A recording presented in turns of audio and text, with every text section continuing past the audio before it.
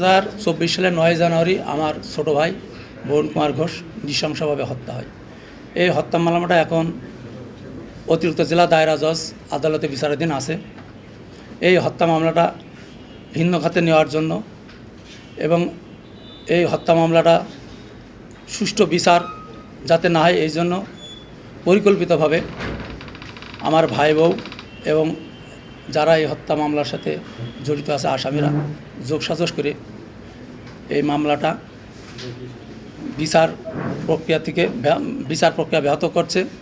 এবং আপনারা জানেন আমার এই ভাই আজকে 2.5 বছর মৃত্যুবরণ করেছে। আমার ভাই বউ সেই হত্যা মামলার তিনি যে বাদী হিসেবে কোনো সাক্ষী এখনও পর্যন্ত দেয়নি। এবং আপনারা জানেন গত 22 তারিখে আমি এই হত্যা মামলার সাথে জড়িত থাকতে পারি বলে একটা অভিযোগ উপস্থাপন করেছে সাংবাদিক সম্মেলনে। এটা সম্পূর্ণ মিথ্যা বানোয়াট।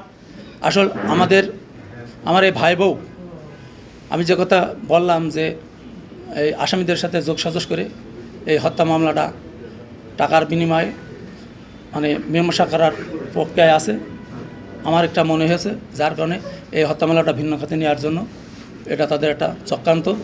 পাশাপাশি আমাদের যে জমি আছে সেই জমি আমি যে কথা এখানে আপনাদের সাংবাদিক সম্মেলনে লিখিত উপস্থাপন করছি যে আমাদের যৌথ মালিকানা জমি আছে, সেই জমিগুলো আমার ভাই বউ কিছু কিছু ব্যক্তির কাছে আপনার বায়না করে দিচ্ছে, যেটা তার অবৈধ, সেটা বায়না করতে পারে না, জমি বিক্রি করতে পারে না।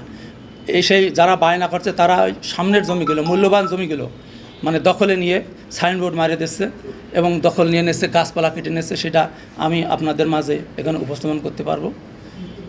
এছাড়া আমি চরম নিরাপত্তাহীনতায় ভুগছি, কারণ যে কোনো সময় আমার একটা ক্ষতি করে দিতে পারে আমার পরিবারে।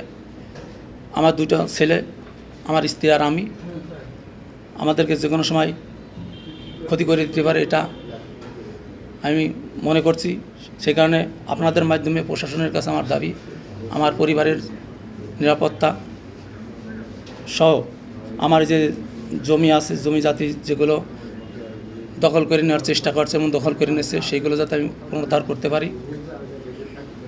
আর দেখেন আমার ভাই যেগুলো